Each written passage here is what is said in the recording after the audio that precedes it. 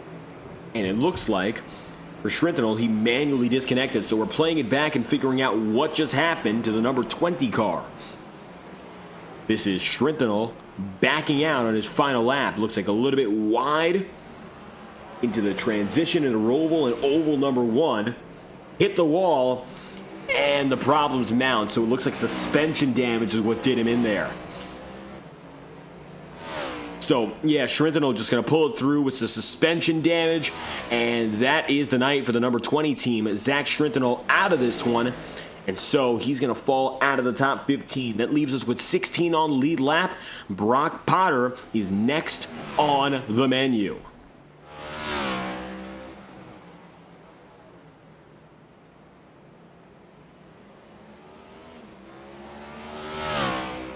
Potter's about a minute and 16 back as Ethan Lane is going to cross the line very quick to follow.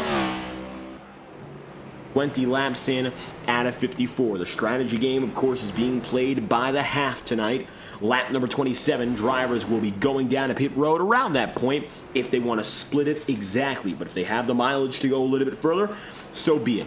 Each lap here at the Charlotte Motor Speedway, it's about 2.28 miles. So on a comfortable level, they could, in theory, go up to 39 laps. That's not really what you want to do, though, because if you end up going that long, you won't have a lot of time to make positions up later in the going. So, realistically, what you're going to see is about a 25 to 30 lap window. Maybe some drivers do stretch it to go 35 plus, but it's unlikely that's going to be the winning call just because of how far back it will put you with too little time.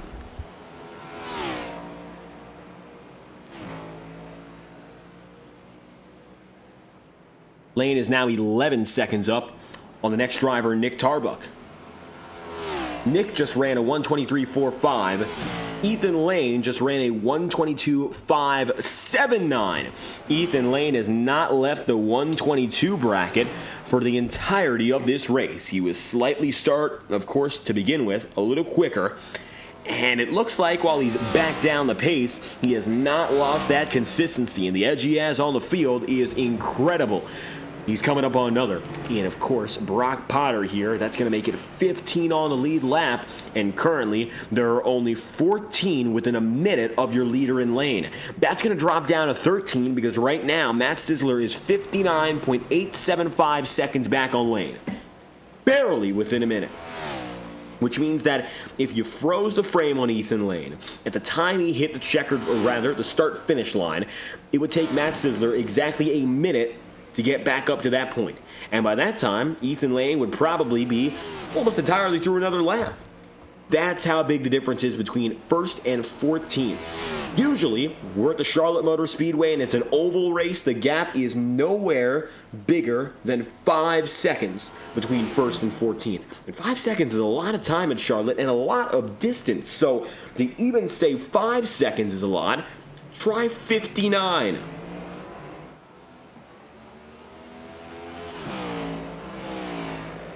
No longer will Brock Potter be on the lead lap. The closest battle up in front. Nate Campbell and Jared Davis now. Nate finding himself just behind on Ryan Bean, just ahead on Jared Davis, and so we might just have a three-way fight between these guys here as Davis begins to watch on. It's the black and yellow number 45 compared to the whiteout number 19. Take a look aboard with Jared Davis here and see what's up.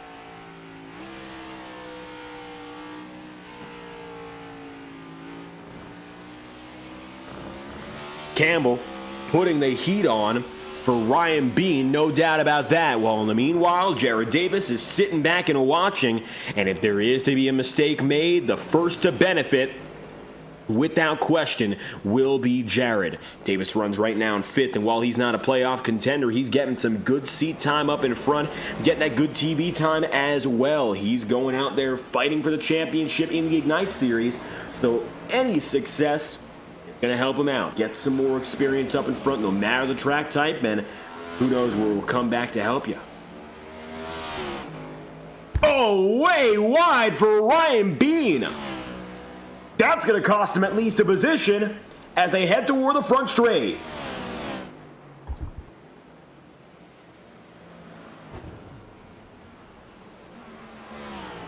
And it looks like, oh, we got a motor blown. Ryan Bean is done. And he just disappeared at the end of the lap. What just happened? And we're pulling it back for an immediate replay as Bean hand grenades the engine.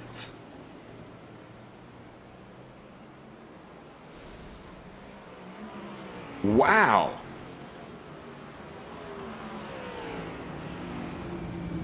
Bean just ripped the car apart, and for a brief second there, I thought that was a regular pit stop.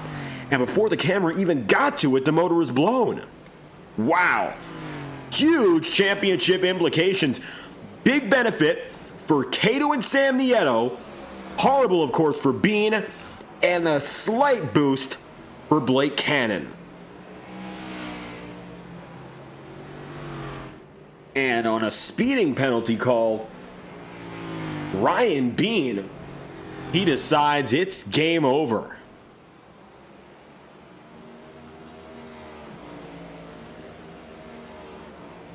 Done and done. Ross Cato starting 9th, getting up to 6th place here. Sam Nieto 12th to 4th, up 8 spots on the day. Nieto having a great night now, of course, just furthering up the ladder with Ryan Bean out of the way. Inside the top 5 for Nieto. And of all the drivers in the top 10, he has made, to this point, the most moves. Up 8 places, 16th up to 9th is Nicholas Ward, who's gone up for 7. So it looks like now Nieto really unparalleled in the way he's been able to make it up. Ethan Lane, 12 seconds ahead of the field here. We continue to look at him because the battles right now on the racetrack have been relatively tame. Oh, a little bit of a slide there for Nicholas Ward. Now we're going to see a fight. John DeBarro on the back end of the number 97. Watch out. This is, again, for 9th. DeBarro with that bent up car is still in the mix.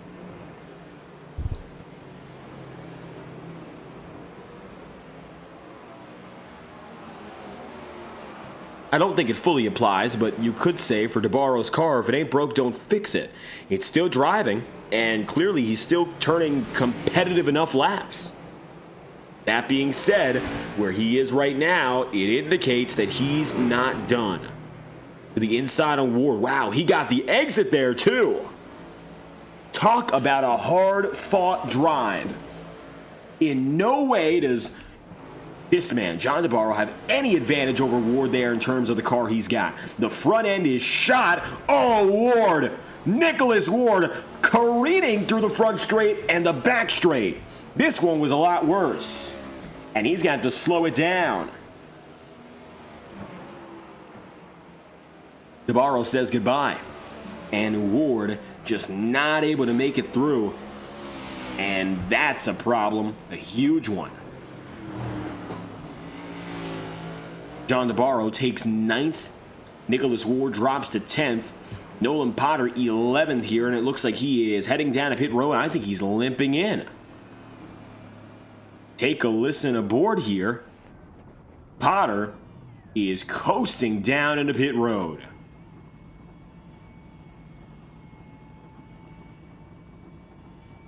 So Nolan, close to our halfway point, is going to make his call. That's the number 34 team for his first pit stop of the day.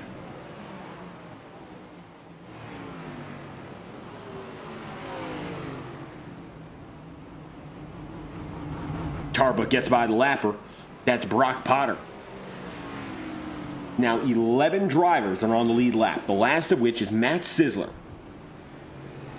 And it has become thinner and thinner consistently here from the front to the back of the field. There's less competition overall, even though there are the same amount of drivers here, just because everyone's really running their own pace.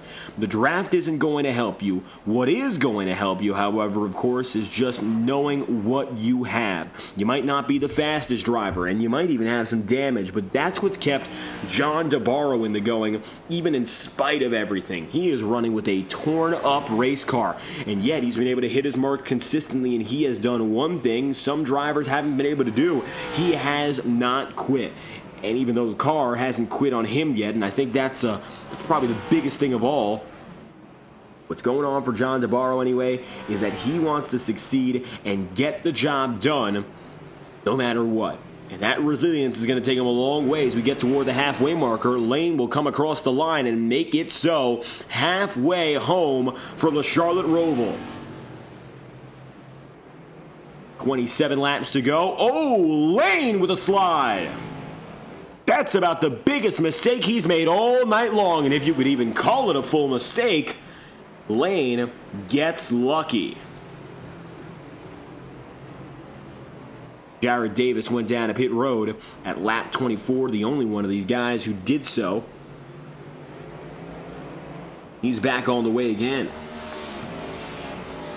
Rest of the top 10, they have not gone down to pit road, and we are still waiting to see that official signal of it being the case. Strategy calls far from made at the head of the field, and as Ethan Lane makes his way to the Charlotte Roval's banked corners again, I mean, it is such a different circuit from beginning to end. These drivers having to deal with the flatter portion on the road course and then taking it all the way up high with the bank corners of the oval.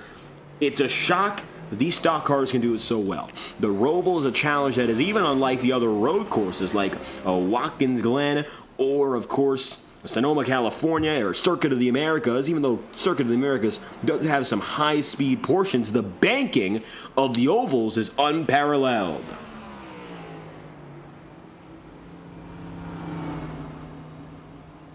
Ethan Lane to the inside on pit road after 28 laps. Nick Tarbuck next up on the order. He'll make it into pit road, and it looks like at lap 28 your leaders are deciding now is the time. One lap past halfway. Nate Campbell, more the same. 1, 2, 3. Nieto, is he looking to make it 4?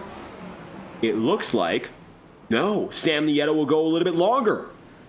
Ross Cato, he's diving in this time by.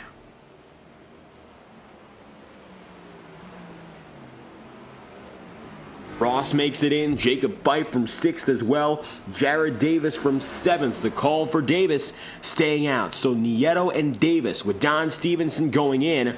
John DeBarro, call for the 61 to pit road. Nicholas Ward, the last driver in the top 10 here. He hasn't given us any official signal, but it looks like as he's going in, he's backing it down. As Ethan Lane gets back on the way, he now runs in P2.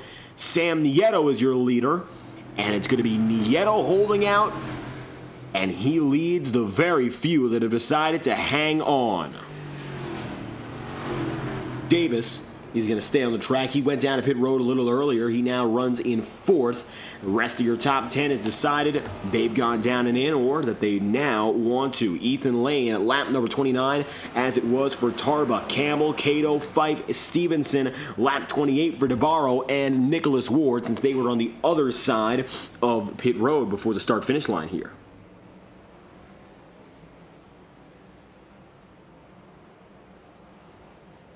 Ward hits the gas. He's back on it.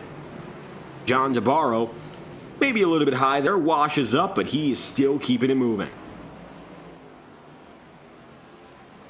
26 laps to go.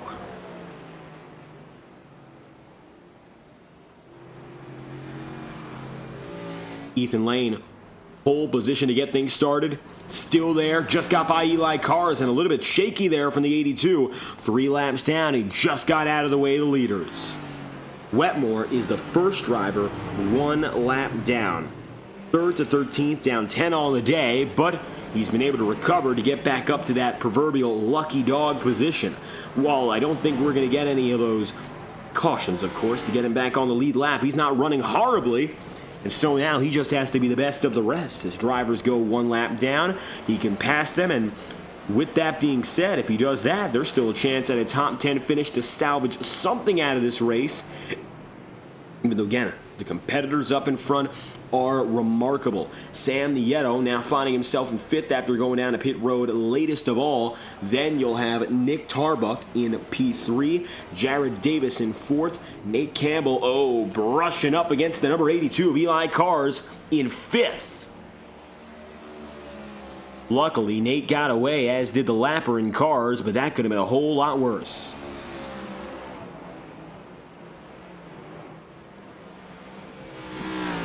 Ross Cato here, down 3 on the day. No, he's been able to flip the script. He went further down during the pit stop cycle, but he's now up 3 places again.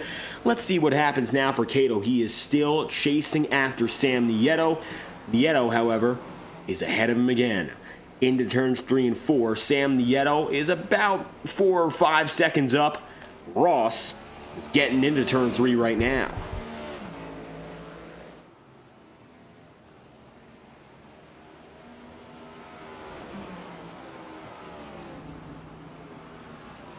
So far, Cato has had a better playoff stretch than he has a regular season. He was just able to make his way in by virtue of points into this regular season finale. That New Hampshire race, that's what got him through and eventually gave way to a playoff run. Now the question becomes, what can you do to keep on extending it? He comfortably made his way in out of the round of 15. But the round of 10, being tighter with that very, very stiff competition, hasn't done any driver any favors, particularly, of course, for Cato, who had himself fewer bonus points coming in, but he's only 12 under the cut, and right now, this is a race he needs to capitalize on, and he's doing just that. Of course, it really all comes down to what happened in Kansas. That intermediate race, of course, being the test of everything. We have intermediate races from beginning to end on the calendar. If you want to succeed in this league, you got to go to the mile and a half, and it's going to be most like our season finale race, which will be at Chicagoland. So, Kansas is a little bit of preparation for the championship finale night, I would say. And Ross Cato really has to step up to the plate in that regard if he wants to give it a real chance for a championship win. Basically, everyone's gone down to pit road, and so we know who's where and why they're there. Pit road in the late 20s was the most popular, as Ethan Lane, Nick Tarbuck, and the rest of the top 5 have already taken their stops, and the field is once again organized with 23 to go.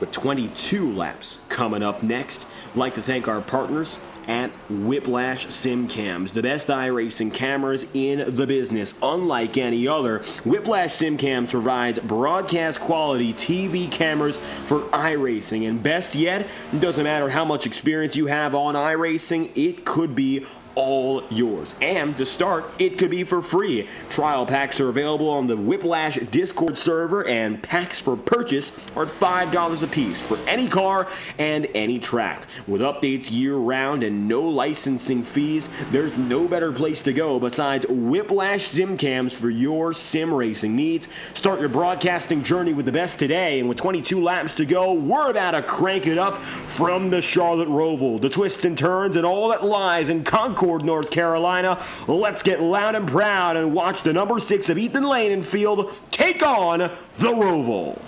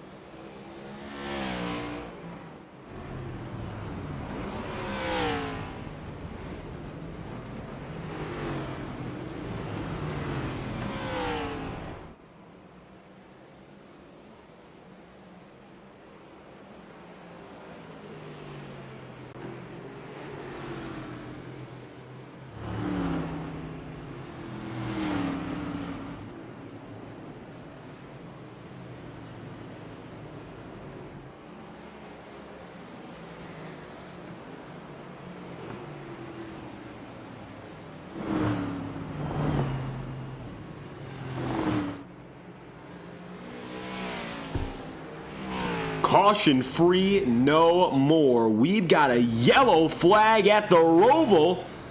Now let's take a look back and see why that's the case. With the caution flying for the first time tonight, we very clearly had some issues, but what was the cause? And it looks like Nicholas Ward. Ward going around, and the 97 is a straw that breaks the camel's back.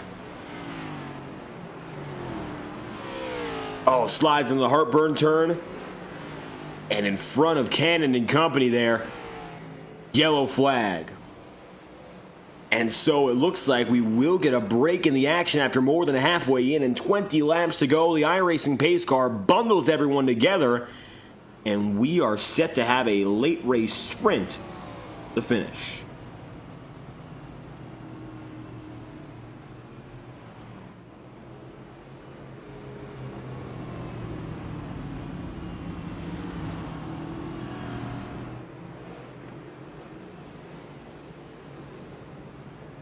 Ethan Lane, advantageous.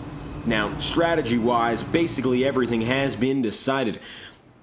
In the chat room, hearing about our number 37 driver, Alex Kim, the rookie. So, for him tonight, it just looks like 6 laps down, he is out of this one, retired. So, one of the many drivers involved in smaller incidents throughout the day, and it looks like he bows out in the most recent retiree to do it during the pit cycle as well. So it looks like that one just related to what we saw beforehand. Alex Kim, previously Ryan Bean, then we saw Blake Cannon briefly disconnect. Penalties, damage, and the works have been getting to the field tonight, and that's another instance. Unfortunately, Kim, after a career best finish last week, more the same, and so he will not be with us for the rest of the night.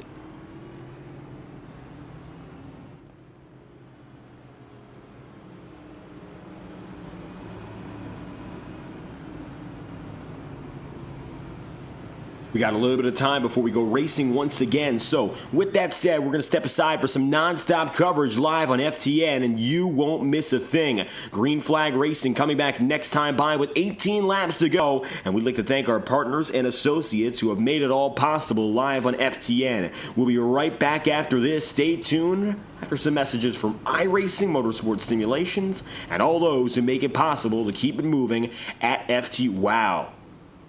This is big. Lane is going to go in. We do have some holdouts.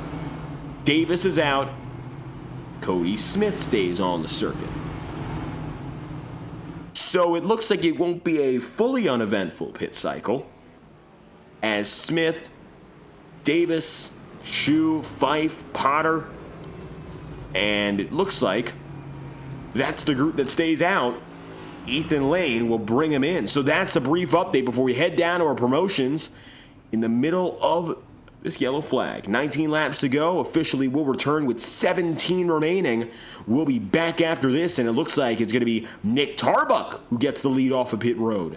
Then Campbell, and then Sam Nieto, Ross Cato, Lane biding his time. And we're going to have a completely different race when we come back. On FTN Broadcasting, Jared Davis leads the way. We'll return after this.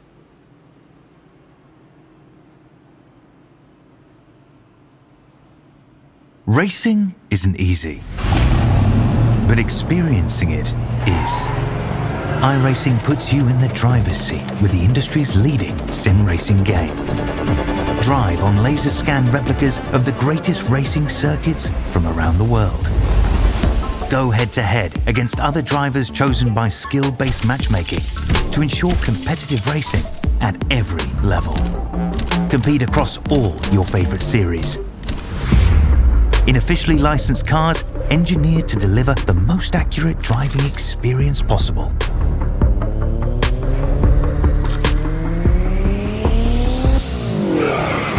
Join a race or host your own with players from across the globe.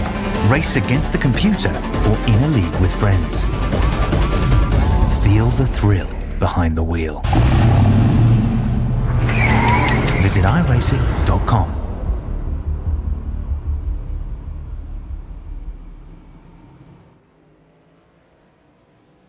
This message is brought to you by the rebrand of Throttle Graphics and Designs. This publication may not be reposted without the authorized written consent of Throttle Graphics and Designs. NASCAR Camping World Ford F-150. NASCAR Xfinity Ford Mustang. NASCAR Cup Series Next-Gen Ford Mustang. Arca Menards. This has been the publication of the redesign and rebranding of Throttle Graphics and Designs. This message may not be reposted, republicated, or rebroadcasted without the authorized written consent of Throttle Graphics and Designs. Thank you, and thanks for your time.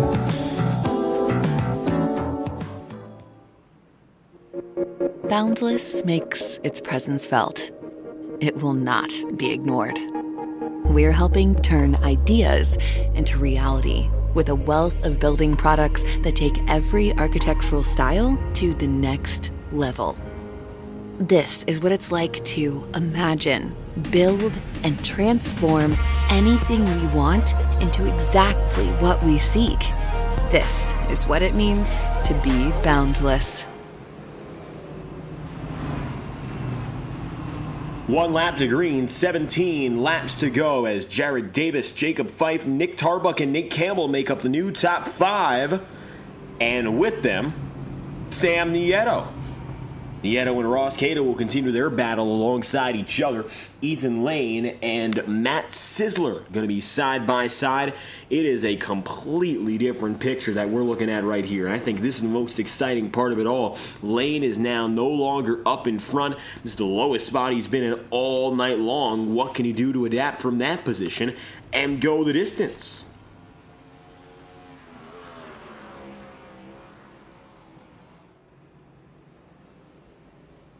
Lane, likewise, second place qualifier, far out of the range.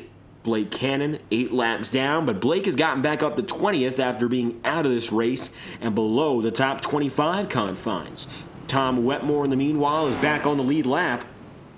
That's going to be from a low of 20th on the day. Wetmore, even with a little bit of that right side damage we see, he is in the top 10 and he's good to go.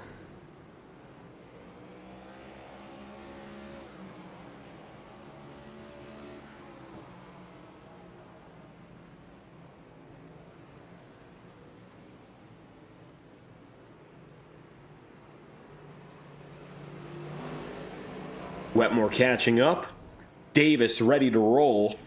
So a 17-lap run after the better part of 35 laps run under green. It's going to be interesting to see now, what can Davis do? He's on a slightly different strategy call. He went into pit road before Lane and company did to begin with. So now he's got the holdout on tire, not only from not going in under this caution, but also going in with that undercut over everyone else.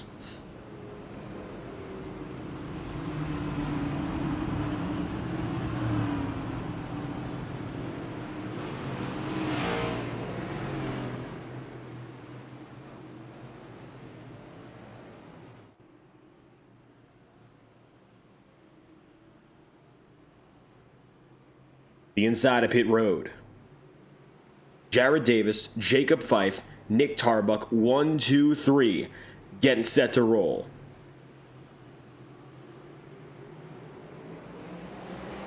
Off the jump, Davis is going to beat clearly Jacob Fife. Tarbuck gets in a second. 1, 2, 3, and here they come. Further back, it's dicier, but the leaders get through. And for the first time tonight, Davis leads the field in restart number 1.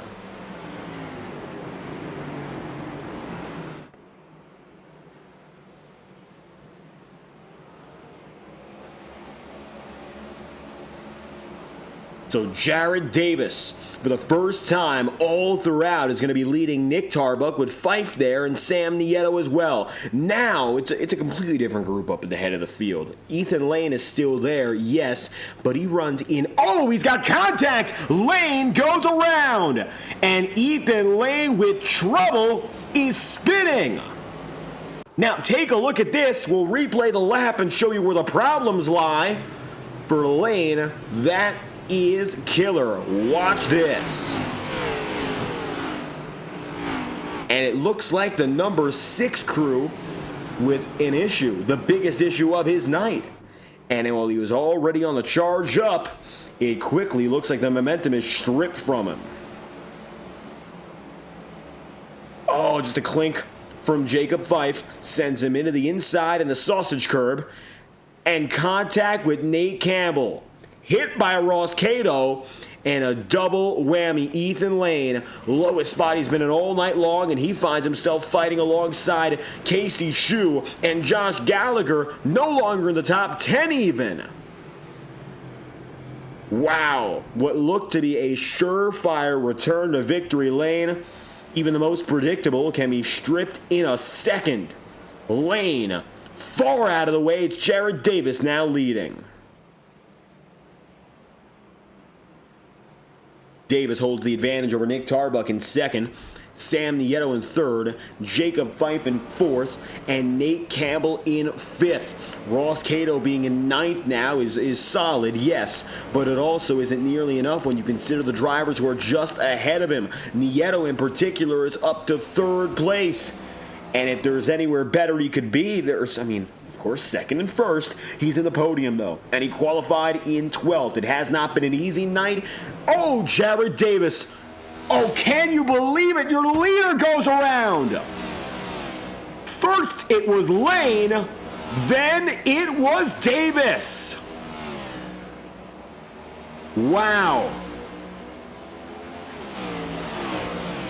That is unbelievable. And Jared Davis goes around spinning. On his own, now Nick Tarbuck leads. So Nick finds himself with the advantage for the first time tonight. Tarbuck, mind you, he finds himself in the championship points 7 points up. Not a big buffer. He is above, but he is not thoroughly above. He does not have a huge advantage by any means. This is big. This is very big. I mean, look how far out he is now. Sam Nieto is going to be the better part of 3 seconds back. Jacob Fife, more of the same. Ridiculous circumstances as Davis now falls to 11th. Ethan Lane, it looks like he's going to be 10th. And how the mighty have fallen. The man who's led the most laps on the day now is 10th at best. Jared Davis, 7th down to 11th, is -4. 15 seconds back on Nick Tarbuck.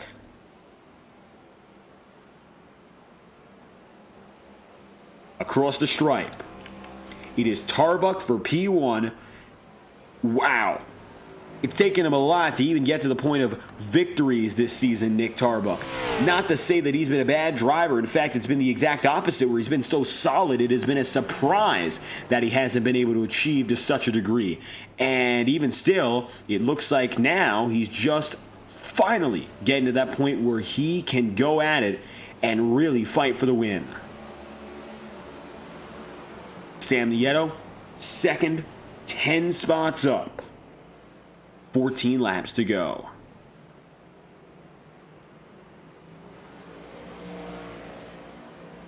So as Nieto runs in second, it's going to be Jacob Fife running P3 with a little bit of a nudge. Nate Campbell and Blake Cannon. Now again, right now, Cannon is not one of those drivers fighting for the race win, but it looks like he is still going to keep on digging. He just got by Campbell there. Nate finding himself 4th overall. We'll be right back after a brief promotional message from our friends on FTN Broadcasting, of course, and we'll take a quick second to just make sure everything's good to go for the next 13 laps of racing. The final Baker's Dozen and post-race coverage will come at you uninterrupted right after this. Thank you for stopping by on FTN Broadcasting, Cannon Slides, and we'll be back with 13 laps to go from the Roval.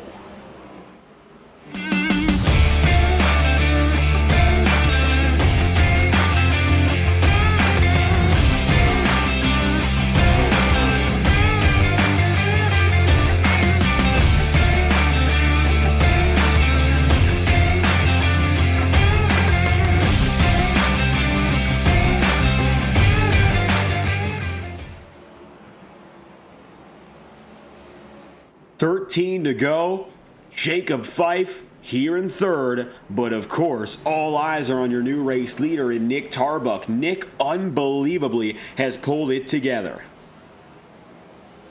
5 seconds back, Sam Nieto, and this podium is what dreams are made of for both of these drivers. Tarbuck to lock in, Sam Nieto to go from far under the cut line, and the last driver in this round to a second place finish.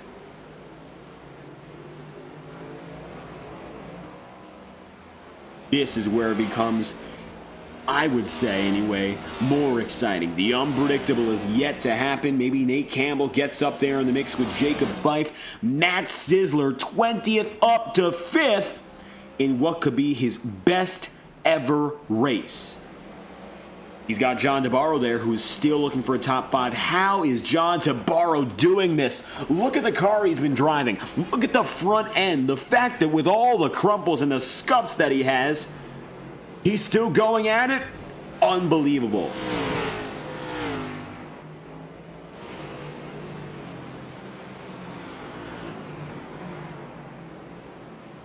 Likewise, Don Stevenson is also getting closer here. Stevenson from 10th up to 7th has gained 3 spots here, and so it looks like even though it's been a little bit more of a difficult race for him than anything else, these late moments have become a little bit stronger for the 47 crew. Hasn't been able to gain all too much is what we mean by difficulties. He hasn't had a particularly bad race, but we've seen him at most at the highest up to 9th here. So there's a chance he can go even further than where he is in 7th already. Stevenson, a man on the move, but the biggest mover, Matt Sizzler, up 15. Talk about resilience. 11 drivers are on the lead lap. Just 11 at this point now. The last of them is Jared Davis, and then you got Ethan Lane and Tom Wetmore going at it. Lane just getting by Wetmore, and now looking after Ross Cato.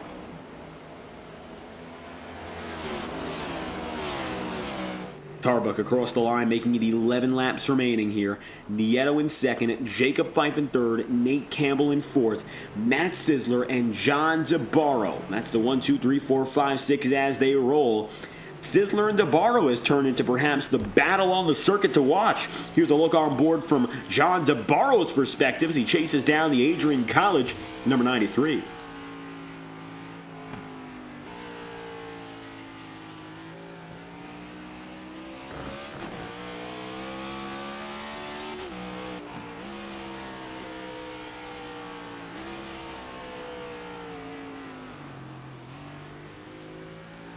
Matt Sizzler and that back bumper have been visible for DeBarro lap after lap and consistently. However, it's a different perspective when you consider what's going on for Matt Sizzler. And we'll look from the back end of the 93 car. And you see from here, it's the front end of DeBarro's DraftKings Ford Mustang. It is menacing. With all the damage, he will not be denied.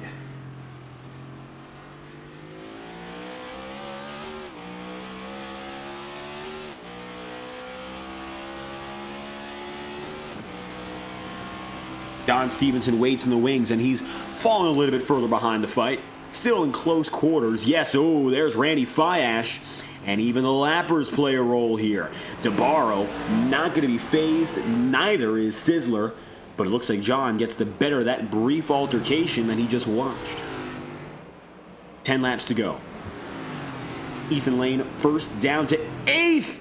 Wow, Lane is getting close to the outside wall there. It could have been like what happened to DeBarro in the heartburn turn. And you can see Ethan is shaking there. He falls about a tenth or two back relative to the Cato team's pace. And Ross is able to get a little closer. Now, had Ethan hit that wall, well, it would have been a whole different story. But I'll tell you this much, Ross and Ethan alike both getting lucky that no trouble brews from that circumstance. That's the saving grace of the safety that Lane brings on right there. He didn't decide to push it too hard. He backs it down. That was all the difference. Ross Cato 9th to 9th. 3rd down to 10th for Wetmore. 7th down to 11th for Jared Davis. It looks like all these drivers will remain on the lead lap till the end of the day. Nick Tarbuck now only has 9 laps to go here. And with so few on the lead lap, competition has thinned out a little bit. Bobby Keith Eli Cars, Josh Gallagher and company here coming through. Here's Casey Shue as well. Shue just getting by Eli Cars. These guys are one lap down from Nicholas Ward down to Casey Shue, so they're still fighting actively for position, especially, although Ward is far out, Keith, Gallagher, and Shue. Gallagher is stuck in the middle of it, 10 spots up of where he started.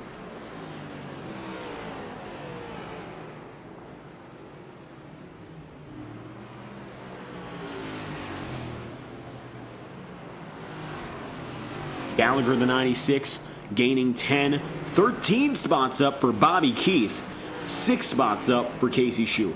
All of these guys have been able to make moves on the night. And by and large, that's thanks to the attrition of the day. It looks like we only have 22 drivers still going with us here. Nolan Potter being the last of which, he's on pit road right now, 20 laps down. Blake Cannon right now in 20th, coming up on the number 45 of Campbell. These drivers are in completely different spaces in this race. Cannon being 8 down, Nate Campbell being in 4th place from 8th in qualifying. The closest battle in the top 10 again revs up. It's John DeBarro and Don Stevenson, keeping our eyes peeled to see any difference. Still going to be an advantage for DeBarro, but Don Stevenson hasn't fallen back all too much. Matt Sisler, 20th up to 5th. And a defiant drive for him to get away from all those early troubles and make it here and now.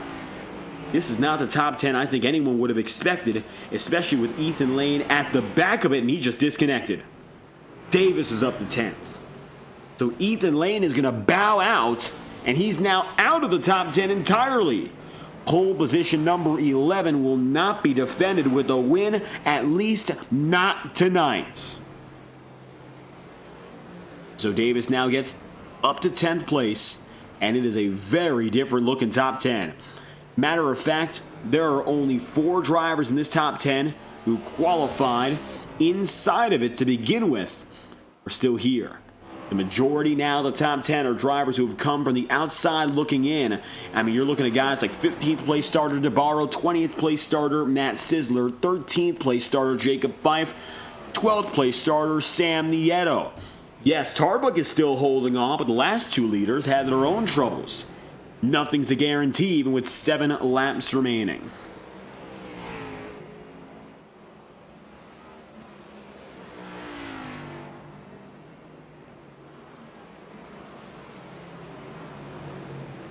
The home stretch is here for Nick Tarbuck. Season for him, while successful, has lacked the impact of multiple race wins. Nick Tarbuck has struggled with that overall through this year more than any other. Last season was able to come away with 4 race wins, but of course, it's better to do it now when it matters most than to do it early and have it fade away. Nick having 1 win on the season and 1 pole position in stark contrast to the man who he is just behind in points in Ethan Lane. This type of success and consistency rarely comes without those great performances. However, so far for Tarbuck, those victories have eluded him, even as he has the second highest tally of top 5s and top 10s in the entire series. 10 seconds back, Jacob Fife, Nate Campbell here. Campbell still getting hounded by Blake Cannon.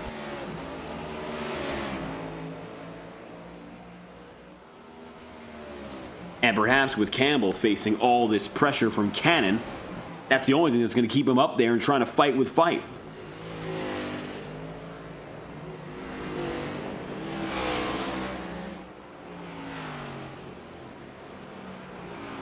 John DeBarro, 4 tenths up on Matt Sisler last time by. Still ahead. Now Don Stevenson getting through, and it's going to be the number 47 up to 6th. Stevenson 4 places ahead of where it began for this number 47 crew. And it looks like a top 5 still may be in the cards. It all depends. John DeBarro, even with this damage, has been elusive on the racetrack. Drivers behind him have not yet been able to get there. And he's actually driving away now from Stevenson and Sisler alike. Ross Cato coming up next. He's 28 seconds back on your leader in Tarbuck. He runs in 8th place here. He is ahead of some guys in the playoff fight. But again, tonight, it looks like it will not be his biggest gain and biggest opportunity, perhaps. Yes, but I wouldn't say it was squandered. It just looks like everyone else came to play as well, and you're looking at some really, really strong performances from those who are playoff hopefuls. I mean, here's a look at what you're looking at coming in. This is the playoff bracket entering today's race, and while Ethan Lane has the most buffer out of anyone, Nick Tarbuck was only 7 points above the cut line coming in. For him, a win today will lock him into that final round. Then you'll have Ryan Bean, Nate Campbell, and Blake Cannon all tied entering this race on the cut line. Cannon is going to fall way back. Ryan Bean is going to find himself, well, it looks like the number 26 team way out of it now in 23rd. However, Blake Cannon ahead of him in 20th. And then there's Nick Tarbuck, of course, just ahead of Nate Campbell. Campbell's going to get the biggest out of all those three who are tied as he runs in 4th. Then you have Sam Nieto. Nieto is 2nd overall, so he is expected to jump above the cut line. Ross Cato is 7th, 12 points back, but he's ahead of both Blake Cannon and Ryan Bean, so he might be able to jump up. And you'll have lastly Stevenson, Wetmore, and Nicholas Ward. Wetmore's in the top 10 as well, so he should be able to move correspondingly with Ross Cato. Cato might just be able to make this happen after all and gain enough to at least be right on the edge of that playoff cut line. Just by keeping himself out of trouble, and now seeing the fall off for Ryan Bean.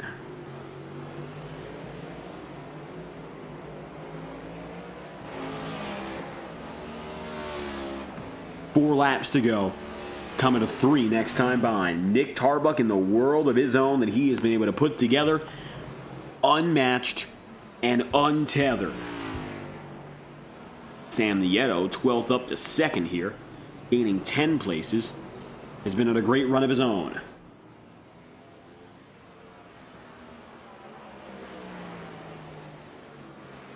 Now with the top 10 mostly settled in, still lies the question, what's going to happen at the back end? 27 seconds, 28 seconds, and 29 seconds back respectively remain DeBarro, Stevenson, and Sizzler. And Matt Sizzler is still all over Don Stevenson. While it doesn't look like he has had any opportunity to get that spot back, at least directly, Stevenson hasn't been able to pull away from Sizzler. And so what you're seeing right now is those last opportunities and fleeting moments really come to life. John DeBarro did not get the run out of the corner, though. Here goes nothing. Stevenson just a car length away. Into the backstretch chicane. DeBarro feeling the pressure. He will not falter on the way in. On the way out, more of the same, but it's tightened up again.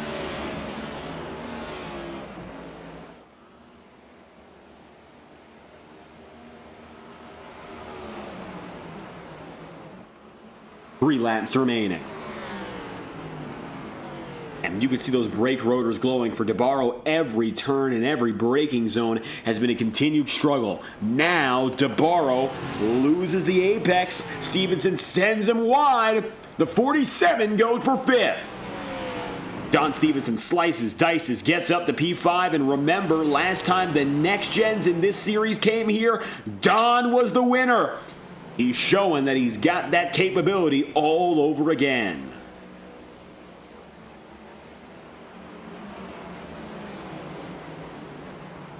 Look at that. Stevenson. He just took it. Matt Sizzler now going to be in 7th place. 8th place, Ross Cato still watching. And that might change now with a further back move for the number 61 of John DeBarro. John is going to drop back all the way now to 8th, moves Cato up to 7th. 6th for Stevenson no longer. He takes P5. Sizzler takes the 6th spot.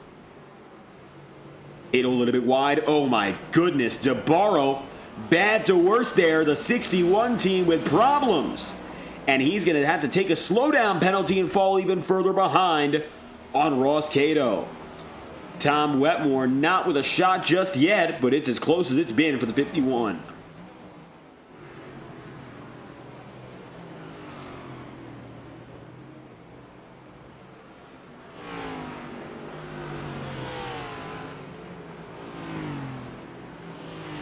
2 laps remaining.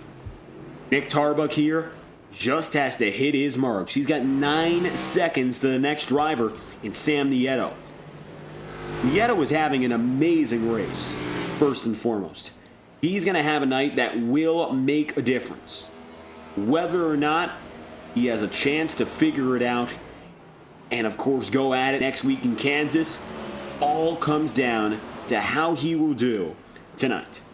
So setting himself up, getting to this point, critical for the championship race, and this is a game changer for everyone. No matter who you are, no matter where you are on the championship pylon, Sam Nieto having a race like this flips the table. Second place, and if it was a win, it would have been an outright upset, but even still, a great race for him. Jacob Fife now feeling the pressure from Nate Campbell. Cannon has really been egging him on to get to this point, and now they're finally together once more. White flag is out. Nick Tarbuck here, sailing away with what could be his second victory of the season.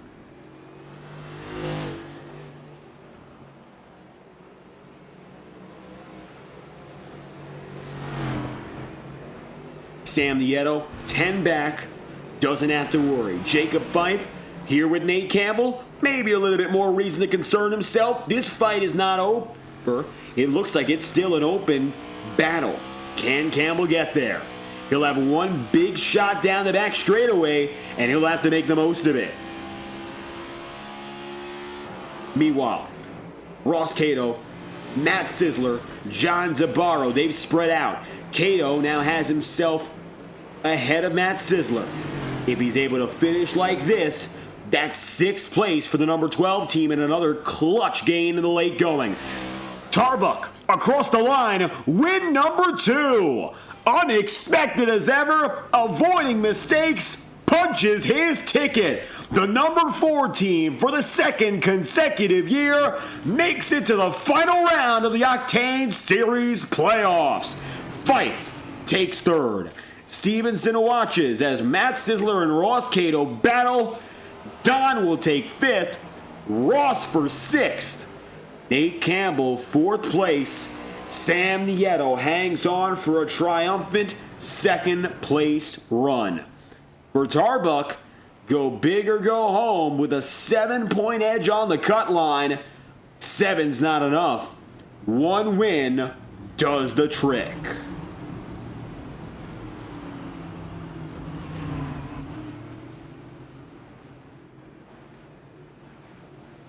Driver after driver lining up in what was the biggest test of endurance when it comes to road racing this Octane Series season. And Tarbuck outlasts them all.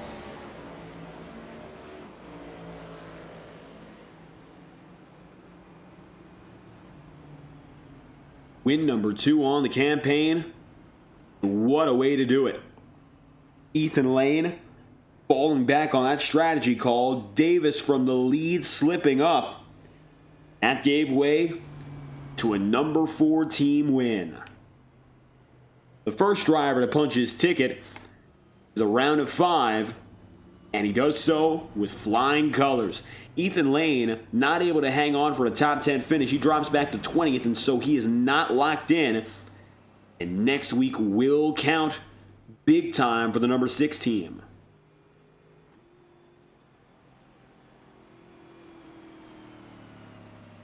Set now to burn down the house, Nick Tarbuck.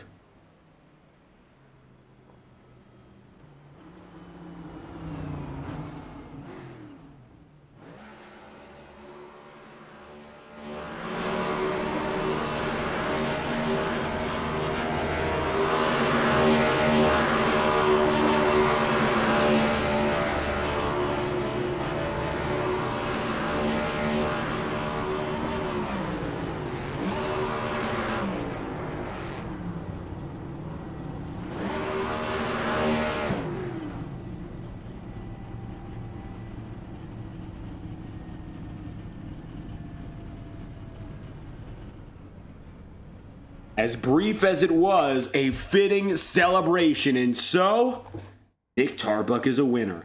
Checkered flag flies. Here's your race result from the Charlotte Motor Speedway. 16 laps led for Tarbuck, all coming at the end. He will win today over Sam Nieto in second, a huge race for him, and Jacob Fife runs strong to get it back for third. Fourth goes Nate Campbell, fifth goes Don Stevenson with P6, Ross Cato, 7th, Matt Sizzler, 8th in John DeBarro, 9th in Tom Wetmore, and Jared Davis wrapping up the top 10. 11th place on the day after that will then be Nicholas Ward, with Ethan Lane 12th after leading the opening 34 in consecutive order. Then 12th going to be Lane ahead of Bobby Keith, with Josh Gallagher, Brock Potter, Randy Fiash, Cody Smith, Casey Shue, Eli Cars, and Blake Cannon wrapping up the top 20. 21st goes to Nolan Potter with 22nd and Alex Kim. 23rd is Ryan Bean with Sean Kalis. 24th, Zach Schrintenall, 25th, and Brian Yadzik, 26th, with Woody Mahan, Galen Gidman, Aaron Eads, and Eric McFarland wrapping up the top 30. 31st, Brent McClendon, and 32nd, Brian Greenlee in the number 38. Nick Tarbuck, a winner again. And this time around at a road course, no less, and at the Roval.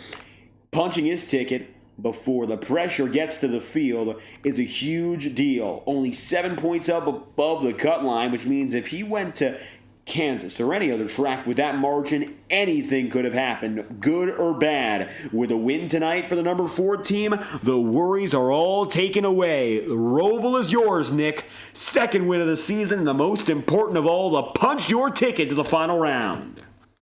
Yes, sir. Not what I intended to do tonight. I'll take it, though. I mean, I'm never really amazing at these road courses. At least I guess I thought I wasn't that great at them. I was just, consistent finishes there, I guess, but nothing like a win. So, yeah, man, I'm definitely looking forward to not having to stress too much and have to actually get some practice for the final round now to make it all useful. Now tonight was the tale of those two races. The first run before the caution, the second after it. First and foremost, we want to talk to you about how it all began. We had 30-plus laps under green to start. You qualified in the top 5. How was it managing that longest run to begin with?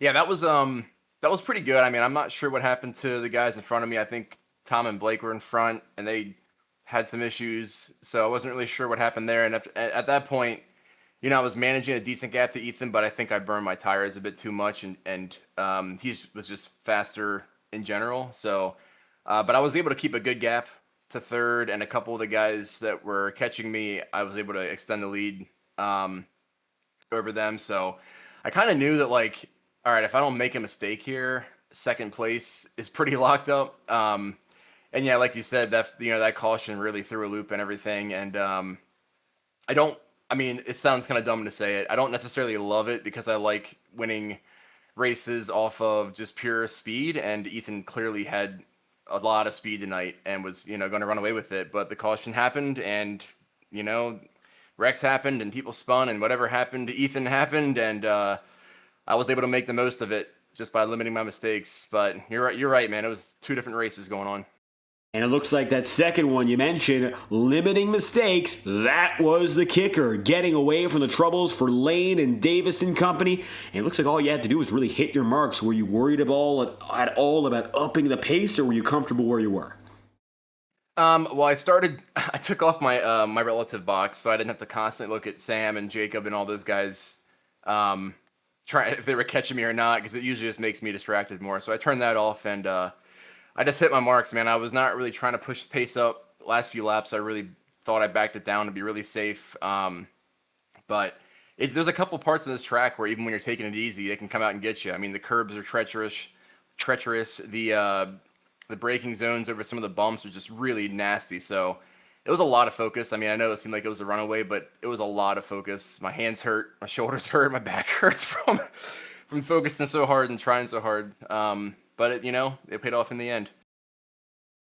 And it's a huge win to just get you that buffer and move you to the next round. One last chance to chase that championship now. 3 races ahead of us. With that said, that round of 5 begins at Auto Club. How do you feel about going back to Fontana?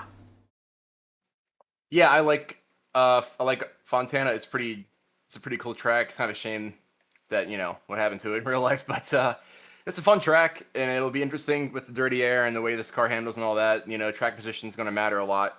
But it'll be interesting.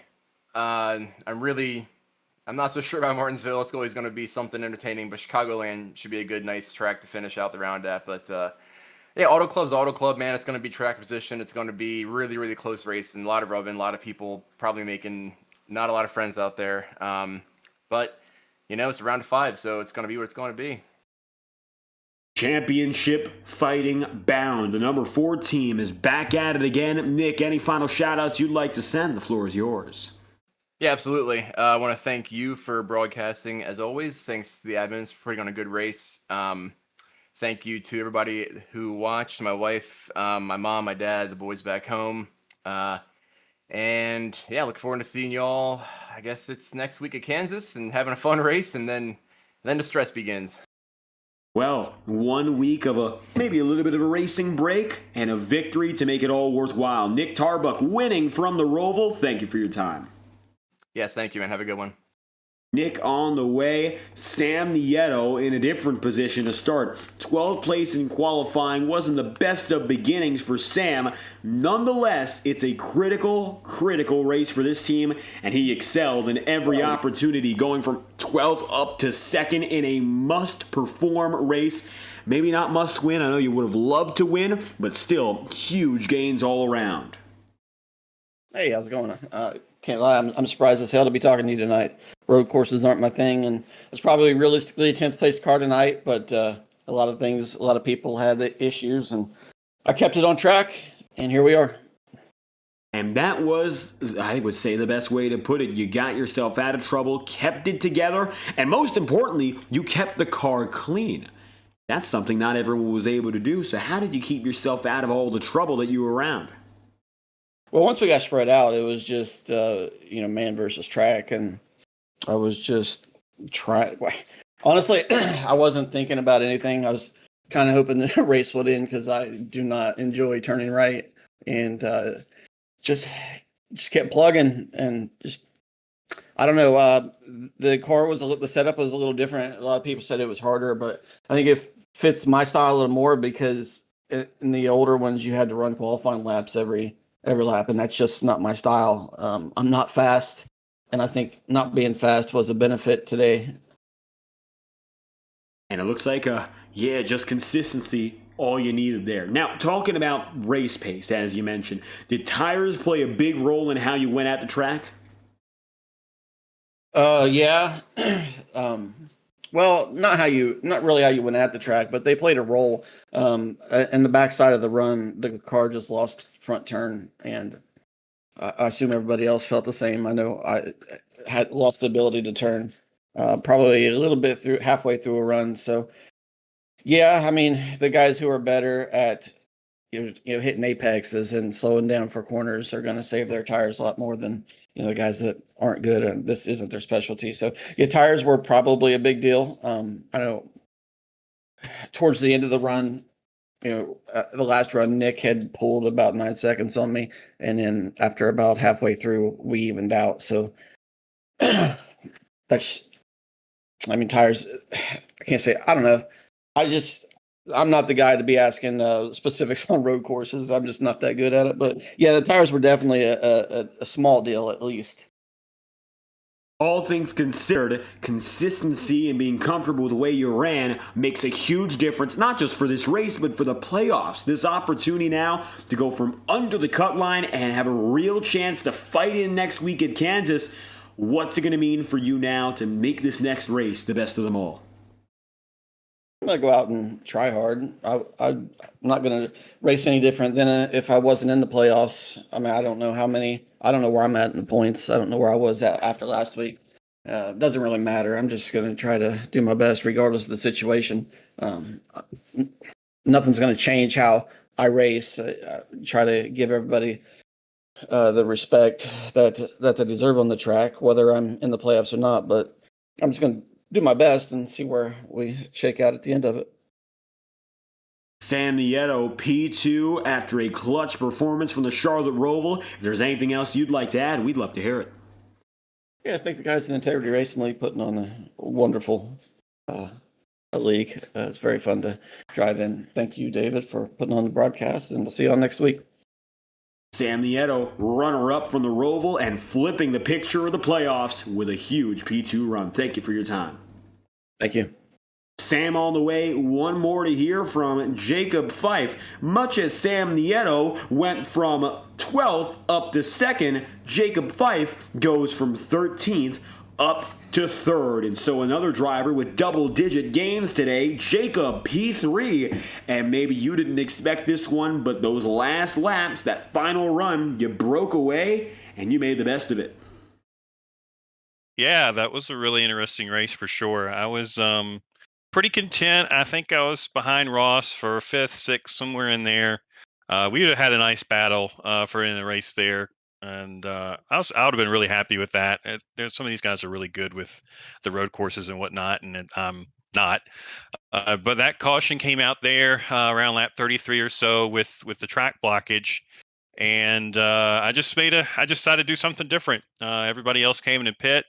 Other than Jared there, and I really thought more would have stayed out. I was kind of a little nervous I'd get swallowed up with the newer tires, but made a good decision. Was able to hold track position and hold off Nate there at the end, and got a really solid finish for tonight, which is a nice change of pace. My first round certainly wasn't very good between bad racing and bad luck to get me out of the playoffs. So.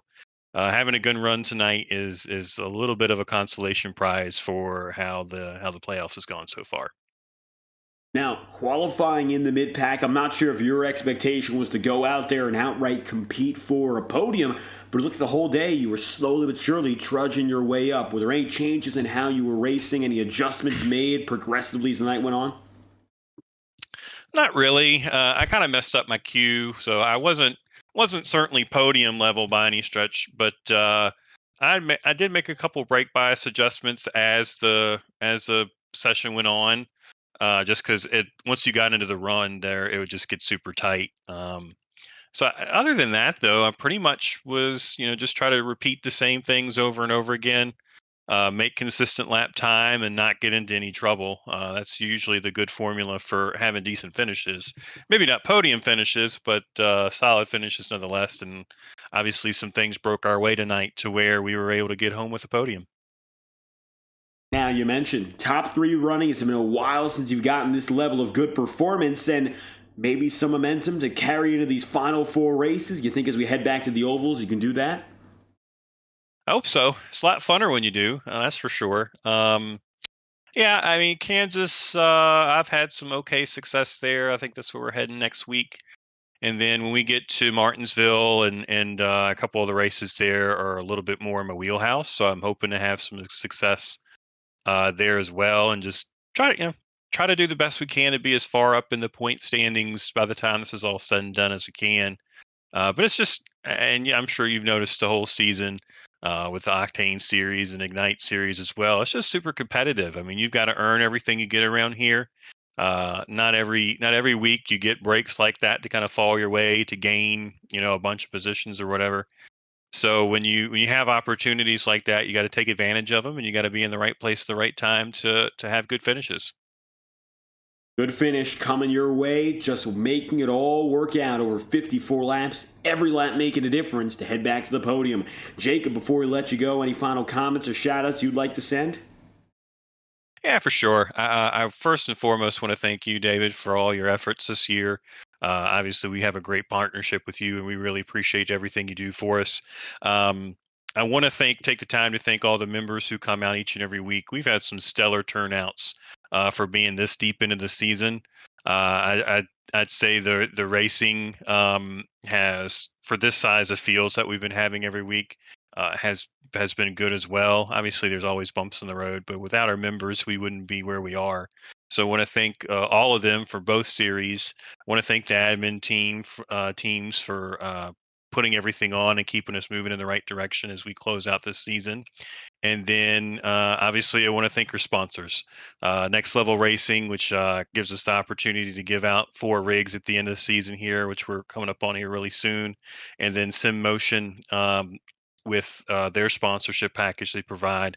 Gives us the ability to really put on a really good prize package for all of our drivers, so that they're encouraged to stay for the full season and enjoy racing with one another and having something to race for. So without them and our members, none of this would really be possible. So thanks to all of them and yourself once again, and looking forward to finishing this season on a high note. 4 races left, and to bring in the final stretch, a third place run, not bad in the slightest. Jacob Fife, P3 on the day with the Sim Motion Chevrolet. Thank you for your time. Thanks, man. Have a good one. Jacob Fife on the move, third place for Fife. It's been a long time coming for this team, without a doubt. Sam Nieto, second place, and this was huge for his championship chances. He'll go from under the cut line to just above next week as Nick Tarbuck punches his ticket. It's game on for everyone else, and in a good way, it's game over for Nick. He no longer has to worry. He will be set free to fight one more time for an Octane Series title. Until next week, though, we won't know who makes it in next to him. That we will find out at the Kansas Speedway next Tuesday night at 9 p.m. Eastern, same time, same place. Until then, of course, I've been your host for tonight's broadcast. I'm David Croyd's commentating and producing. If you enjoyed, make sure to leave a like on the stream and subscribe to the channel. Your support is always greatly appreciated. We'll be back next Monday night with the Ignite Series as they finish up their round of 10 at Martinsville. And our next broadcast will be this Saturday night with SNT competition from Watkins Glen. Thank you for tuning in. Congratulations to Nick Tarbuck on his second victory of the season. From the Integrity Racing League, you've been watching Charlotte Motor Speedway, the Roval, and race number 26 of the 2025 Octane Series season. Thank you for tuning in to FTN Broadcasting. We hope you have a fantastic night.